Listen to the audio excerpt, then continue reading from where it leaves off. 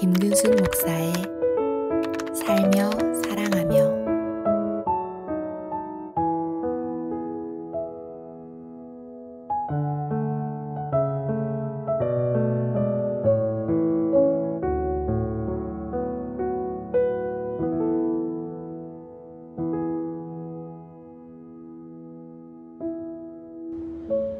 한국에 있을 때에 검찰로부터 한 통의 문자가 왔습니다. 제 계좌가 범죄에 연루되어서 신원 확인차, 계좌번호와 비밀번호를 문자로 보내라는 것이었습니다. 겁이 났어요. 너무 긴장을 했는지 늘 외우던 계좌번호가 생각이 나질 않는 거예요. 서랍에 잘 숨겨둔 통장을 꺼내었습니다. 그리고 떨리는 마음으로 숫자 하나하나를 정확하게 눌렀죠. 그런데 문득 검찰에서 왜 전화가 아니라 문자를 보냈을까 하는 생각이 들었습니다. 그리고는 이렇게 당할 수도 있겠구나 생각을 했죠. 안에도 수많은 사람들이 이런 보이스피싱과 스미싱으로 피해를 보고 있다고 합니다. 방법이 고도화되면서 남녀노소 할 것 없이 모든 사람이 범죄의 대상이 되고 있는 거죠. 이런 범죄에 노출되는 한 가지 이유는 대부분 사람들은 경찰서나 검찰에 가본 경험이 별로 없기 때문이죠. 그래서 경찰이나 검찰이라고 하면 위축되고 마치 죄인이 된 것 같은 느낌이 듭니다. 심판이라는 말도 같은 느낌을 준다고 생각하는데요.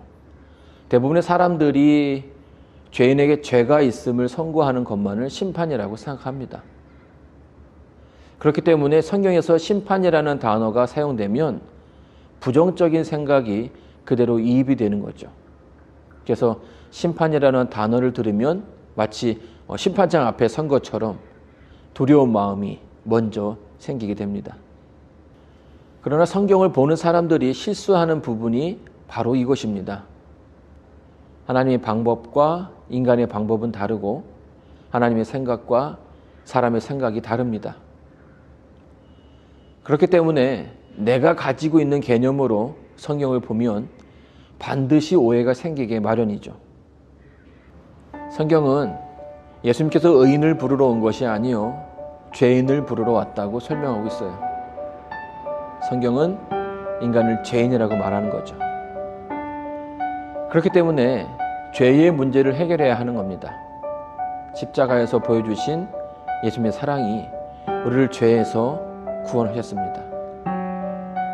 물론 세상에 하나님과 나 둘만 존재한다면 죄의 문제는 사랑만으로도 얼마든지 해결할 수 있습니다.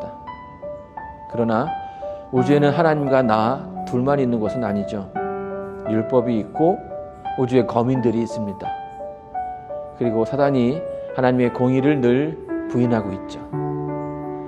그래서 여기에는 어떠한 차별이나 부정이 있어서는 안 되는 겁니다. 수많은 성경절들이 마지막 때에 심판이 있을 거라고 말합니다. 그 중에 말라기 3장은 심판과 그 목적에 대해서 설명하고 있죠. 말라기 3장 1절은 하나님께서 갑자기 성전에 들어가십니다. 그리고 5절에서 그 목적이 심판이라고 말씀하십니다. 그날에 하나님은 성소에서 심판을 통해 성도들의 죄가 해결되었음을 선언합니다. 말라기 3장 2절로 3절을 보게 되면 하나님께서 백성들을 깨끗하게 하시고 연단하시고 정결하게 하실 것이라고 말씀하십니다. 영화 7번 방의 선물의 모티브가 된 1972년에 춘천 강간살인 사건으로 한 사람이 무기징역을 언도받습니다. 그러나 그는 계속 그의 결백을 주장했지만 그의 혐의가 풀리는 것은 그리 간단하지 않았어요. 15년 옥살이 후 모범수로 출소를 합니다.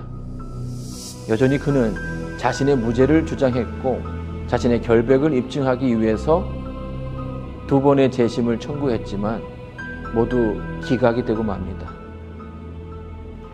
그렇게 진실이 묻힐 뻔했죠. 그러나 2005년 진실 화해를 위한 과거사 정리위원회가 다시 이 사건을 조사하기 시작했어요. 그리고 2007년에 재심이 이루어졌고 1심, 2심, 그리고 3심에서 모두 무죄로 판결이 납니다. 무려 39년 만에 진실이 밝혀진 거예요. 그에게 심판은 어떤 의미가 있었을까요?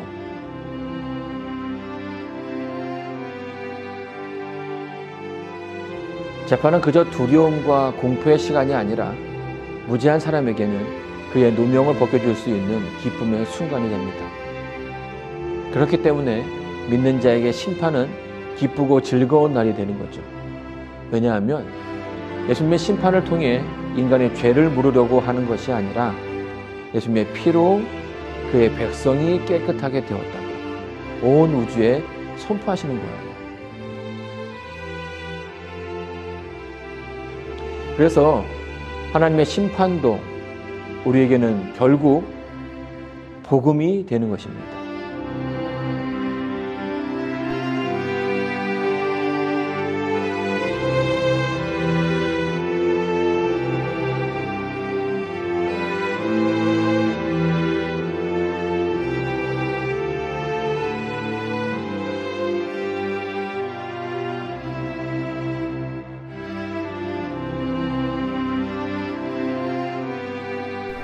이 영상이 여러분의 신앙생활에 도움이 되기를 간절히 바랍니다. 좋아요와 구독 많이 눌러주세요. 감사합니다.